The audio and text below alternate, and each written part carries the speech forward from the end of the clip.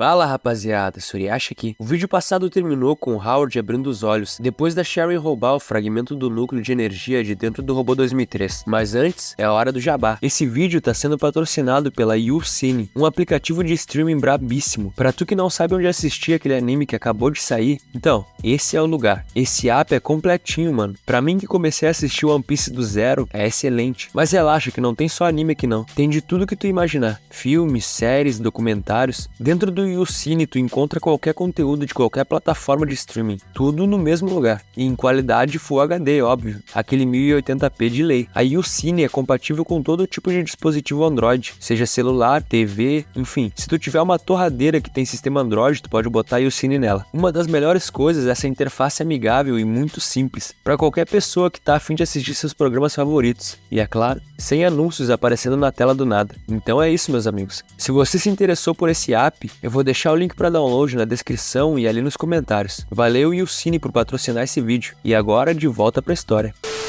Sharon corre pelos corredores do abrigo até que chega na sala de controle e insere o fragmento no sistema de reconhecimento. Ela estava tensa, agora era tudo ou nada. Com um bip, o sistema de reconhecimento diz que está totalmente energizado. A sala de comando iria abrir agora. Então, a grande porta de metal se abre. Sharon sorri. Funcionou. Ela finalmente entra na sala de comando. Tudo isso finalmente ia acabar. As informações começam a brotar na tela. Ela digita os prompts necessários e então uma mensagem surge, dizendo que o sistema de lançamento foi ativado. Sharon se sente cada vez mais empolgada. Ela coloca sua mão no scanner e então, acesso limitado ao sistema. O sistema de lançamento vai ser encerrado depois da contagem. A contagem regressiva termina e uma mensagem aparece, dizendo que o sistema de lançamento está encerrado. Sharon fica paralisada por alguns segundos, sem saber o que fazer. Tremendo, ela se pergunta: por que isso aconteceu? Ela traiu o único parceiro dela apenas para escapar desse buraco do inferno. Então ela perde o controle e começa a bater com a cadeira no monitor, gritando e perguntando por quê. Ela só queria viver e deixar esse lugar. Só isso. O que tem de errado? Ela solta a cadeira, já chorando copiosamente, ainda se perguntando por quê. E então alguém pergunta se ela não entendeu. Esse tal abrigo Souls Moon é apenas um boato. Sharon se vira e então vê ele, Howard, dizendo que quando ela dormiu, ele investigou esse lugar. Nunca existiu nenhum santuário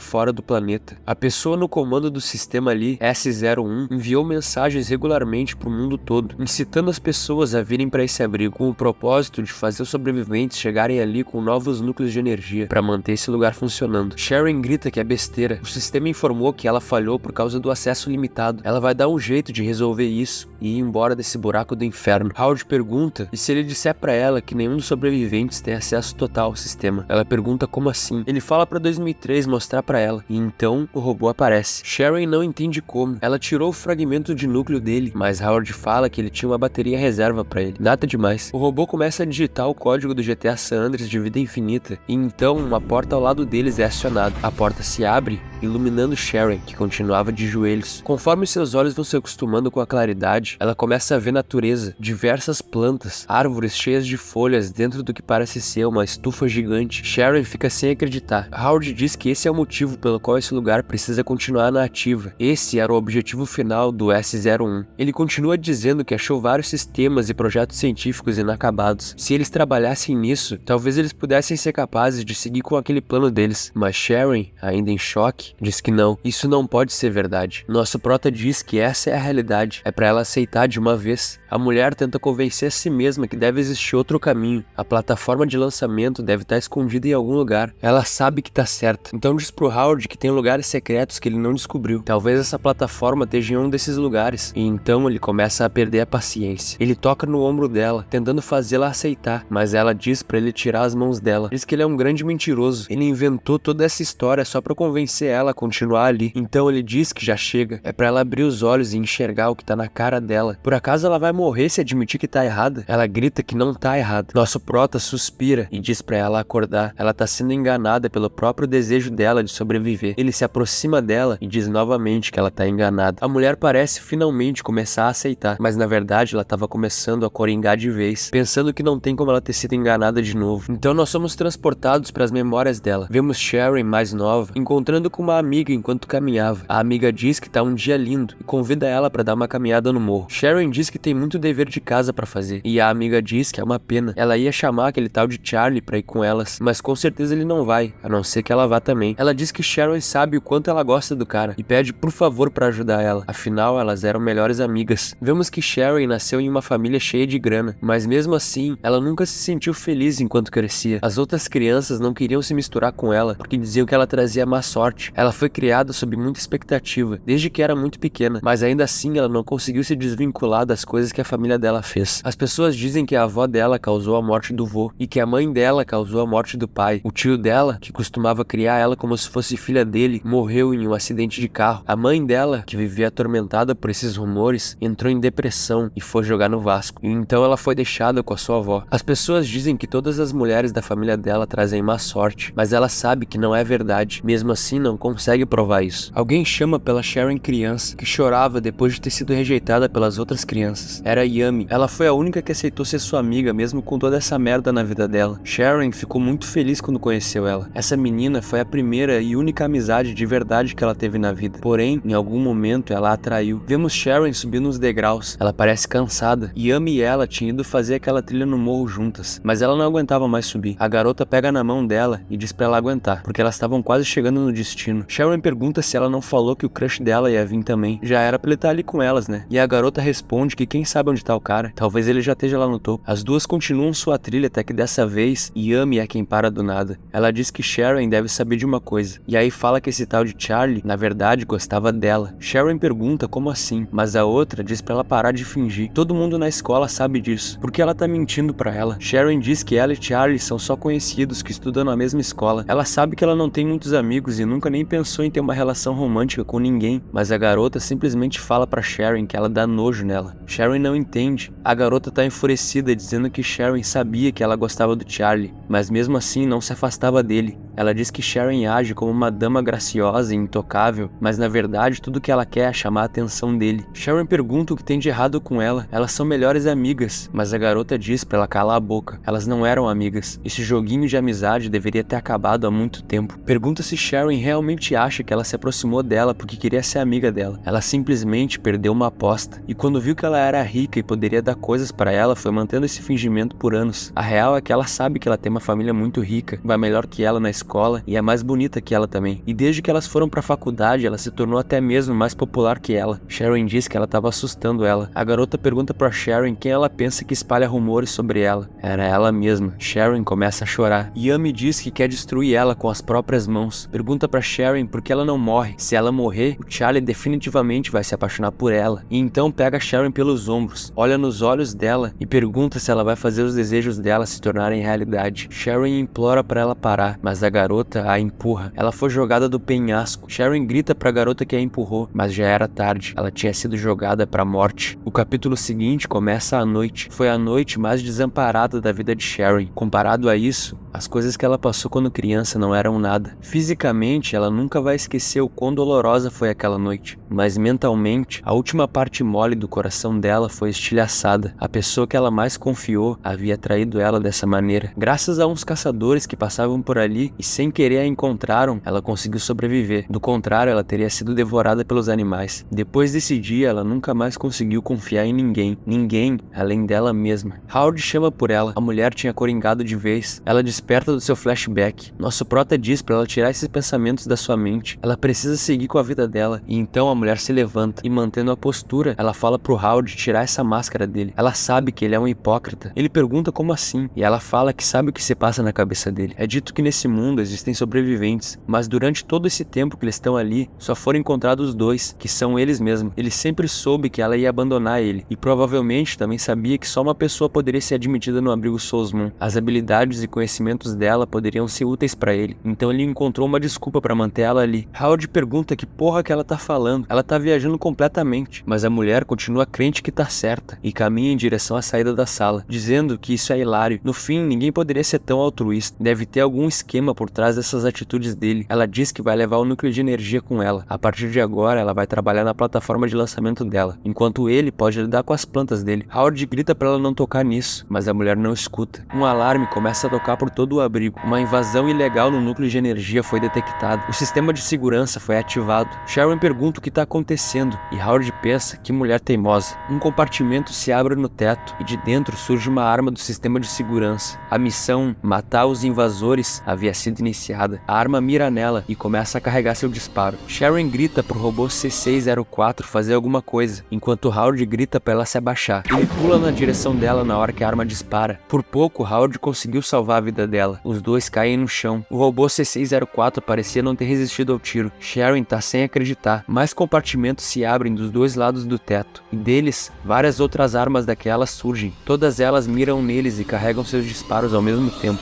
Howard só tem tempo de pegar Sharon pelo braço e sair correndo, dizendo pra ela correr também. Ela pergunta o que tá acontecendo, e ele diz que não tem tempo pra explicação. Se ela não correr, vai morrer. Os disparos por pouco não acertam eles. O nosso prota grita pra 2003 se apressar. Ativar modo de contra-ataque. O robô ativa a arma da sua mão e dispara em uma das armas, e boom, ela explode. Então ele atira em outra. O robô 2003 começa a destruir as armas uma a uma. Enquanto isso, Howard percebe no fim do corredor algo indo na direção deles. Ele arregala os olhos quando percebe que é um robô de combate, mais forte que qualquer um que ele já viu. O robô já chega disparando rajadas de tiros. Sharon e Howard são obrigados a se espremer contra a parede para não serem atingidos. O robô atira com tudo que tem. Cartuchos caem pelo chão. Howard diz para Sharon não se mexer. Os tiros param, deixando as mãos do robô saindo fumaça do calor criado. Ele começa a caminhar até eles. O robô de última geração analisava o ambiente. Ele havia detectado sinais vitais dos invasores. Eles não haviam morrido. Howard sabia que precisava agir agora. Ele fecha seu punho e se prepara. O robô avança rapidamente até eles. Nosso prota chama a atenção do robô 2003 e faz um gesto para ele, indicando para os dois trabalharem juntos. Quando o robô chega perto o suficiente, Howard decide agir. Ele acerta a cabeça do robô com toda a força que consegue extrair do exoesqueleto. A máquina consegue manter o equilíbrio e projeta um sabre no seu punho direito, mas Howard não ia deixar ele atacar. Ele segura o braço do robô com as suas luvas de metal, e antes que o robô pudesse fazer qualquer coisa, nosso prota gira o seu corpo e o arremessa pro outro lado do corredor, gritando pro 2003 agir. O robozinho carrega seu ataque mais poderoso e então dispara com tudo que tem. O tiro faz o robô de combate explodir, sua cabeça sai rolando pelo chão. Aparentemente eles haviam vencido. Sharon pergunta como ele tá. Nosso prota tá ofegante, mas quando ele vai falar, ele percebe algo. Na mesma hora diz pra Sharon se esconder, porque isso não tinha acabado. A cabeça do robô de combate se mexia de uma maneira estranha, e então de dentro dela, coisas parecidas com insetos começam a sair. Eram pequenos insetos robôs, extremamente perigosos e assassinos. Sharon pergunta o que é isso, e nessa hora um deles pousa em 2003. O inseto robô emitiu um bip fraco, até que, boom, aquilo explode, arremessando 2003. O robozinho cai metros longe, mas diz que tá bem, era pra eles tomarem cuidado. Howard se vira e vê o resto dos insetos robôs quase em cima dele, e então levanta sua mão direita bem no estilo Homem de Ferro e grita pra eles se afastarem, e aí solta uma labareda de chamas extremamente poderosa, que eu nem sabia que ele podia fazer isso. Os insetos robôs vão explodindo um por um no meio do fogo intenso. Howard grita pra ela pegar 2003 e sair dali. Ele iria segurá-los. Era pra ela ir até o lado de fora e fechar a entrada, enquanto ele mantinha eles ali. Sharon pergunta quanto a ele, e ele diz que vai alcançá-los quando der. Ela vai falar algo, mas ele diz pra ela cortar a falação e ir de uma vez. Então a mulher pega 2003 e mete o pé, dizendo que vai esperar por ele do lado de fora. Howard continua explodindo os insetos com suas chamas, mas eles ainda eram muitos. Ele é cortado no rosto pelos destroços, cortado na perna, sem falar que o metal das suas luvas está extremamente quente, mas ele continua com tudo que tem, enquanto mais e mais insetos robôs caíam destruídos. Do lado de fora do abrigo, Sharon havia ativado o modo de proteção do abrigo, fazendo-se fecharem todas as saídas. O portão estava fechando. Ela espera por Howard e nada. O portão continuava se fechando. Então ela grita para ele se apressar. Do lado de dentro, Howard corre em direção à saída. O portão já estava na metade, não ia dar tempo. As suas chamas acabaram. Então tudo que ele pode fazer agora é correr o mais rápido possível. Seu braço estava queimando devido ao calor daquelas placas de metal. Howard pensa que não vai conseguir. Os insetos já estavam quase o alcançando. Sharon grita que o portão vai se fechar de uma vez. Ele pega algo e pensa que essa é a sua última esperança. Então aperta o botão e ativa a granada. Ele pula e no mesmo movimento joga a granada para trás. Os insetos robôs já estavam quase o alcançando, mas nessa hora,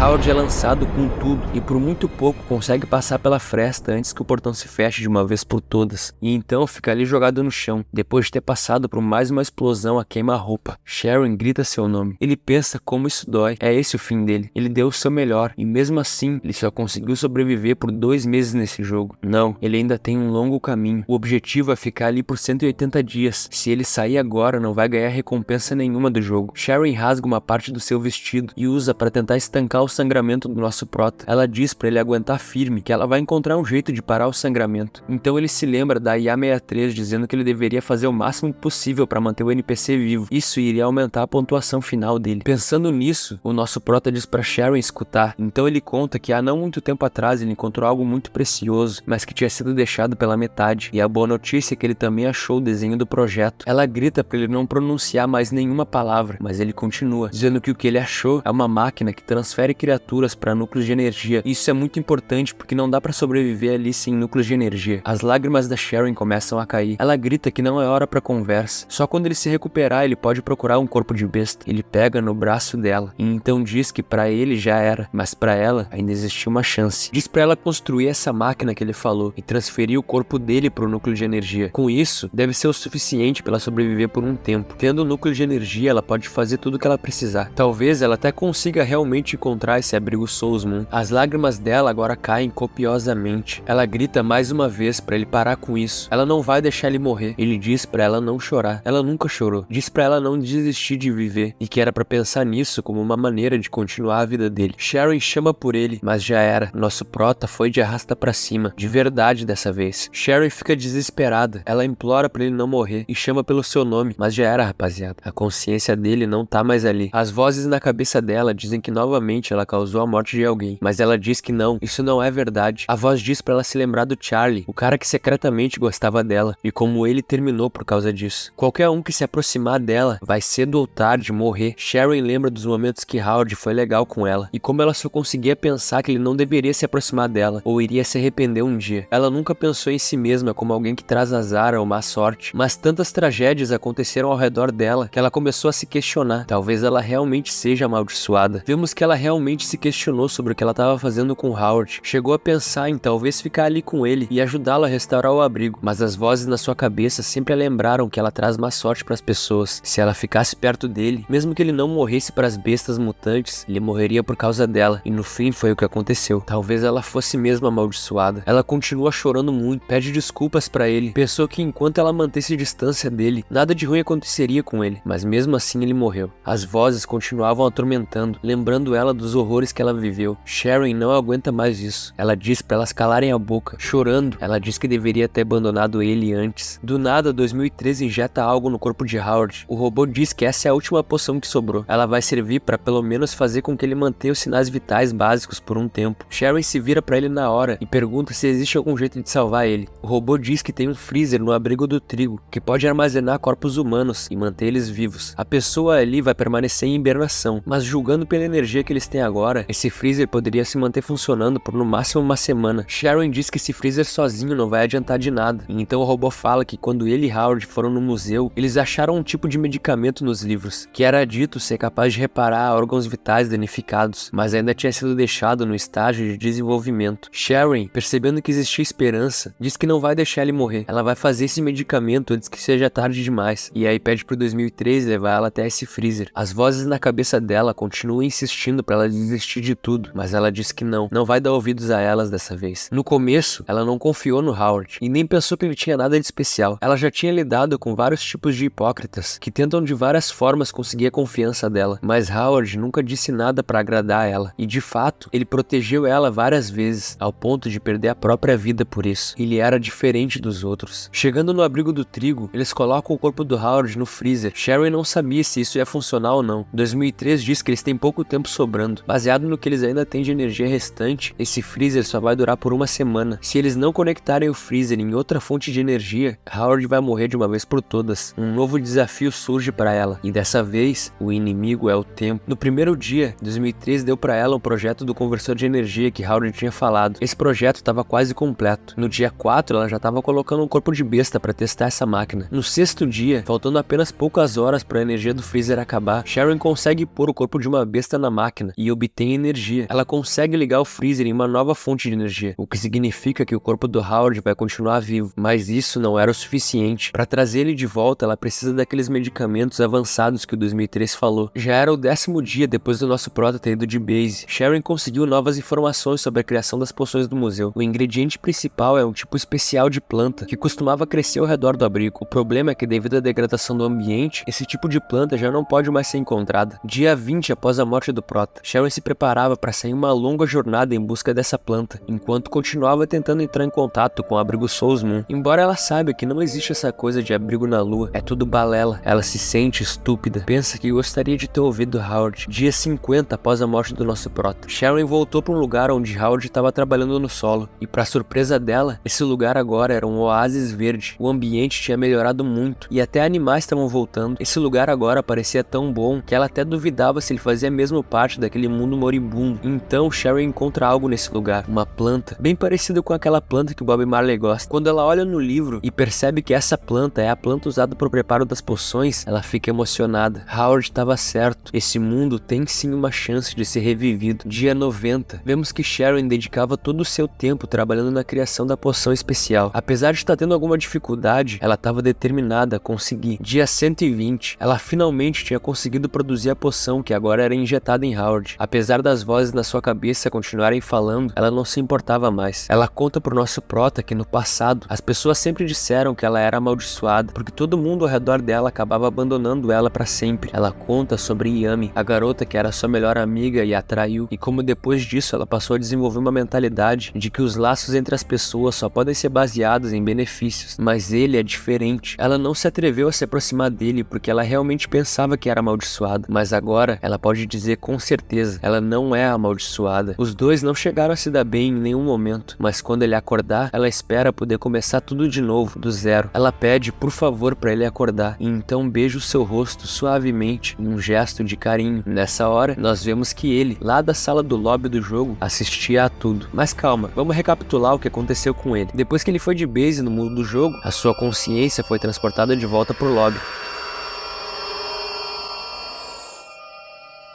A IA-63 dá boas-vindas de volta e diz que ele parece meio irritado. Por acaso ele tá se sentindo triste por não ter dormido com nenhuma mulher dessa vez? Howard não responde ela. A verdade é que no mundo real ele provavelmente tá na UTI. Ele pensou que conseguiria dar um jeito nessa situação se vencesse o jogo e ganhasse as recompensas, mas agora já era. Só que de alguma forma ele tem que dar um jeito de superar essa crise. Os pais dele já carregam um peso fudido. Ele não consegue imaginar o quão miserável eles vão ficar se perderem ele também. Ele respira fundo, então pensa que diferença faz ele sobreviver. Sem as recompensas do jogo, ele não tem como se vingar, muito menos oferecer alguma ajuda para Sabrina. As bestas mutantes não foram a pior coisa que ele enfrentou. Os verdadeiros monstros, na verdade, existem no mundo real. A diferença é que esses monstros machucam os mais fracos não por comida, mas por diversão. Isso o irrita demais. Ele precisa sobreviver, precisa continuar lutando. As dificuldades que ele enfrenta na vida real são difíceis de lidar. Ele engoliu a dor por muito tempo, mas quando ele jogou esse jogo pela primeira vez, ele já havia se decidido. Ele prometeu a si mesmo que nunca mais desistiria por causa dos seus problemas de novo. Além do mais, ele havia aprendido muita coisa nesse jogo. Então Howard se vira pra IA-63 e fala pra ela liquidar a conta dele. Ela fala que tudo bem, então ele pensa que não deve ter muita coisa pra aproveitar. Talvez ele possa usar os créditos do primeiro jogo pra algo que ajude o corpo dele a se regenerar mais rápido. Mas pra surpresa dele, a IA-63 dá os parabéns por ele ter conseguido permanecer vivo por 180 dias no mundo apocalíptico do desafio Invasão das Bestas. O nosso Prota fica sem entender nada. Como assim conseguir ficar vivo? Ele morreu no primeiro mês. E então ele vê toda aquela história da Sharon colocando ele no freezer para manter o corpo dele preservado, indo atrás da planta e até o momento em que ela dá aquele beijo cheio de ternura na testa dele. E então ele entende, de fato ele havia sobrevivido 180 dias. Ele conseguiu vencer o desafio e nessa hora ele acorda, só que dessa vez em uma cama de hospital no mundo real.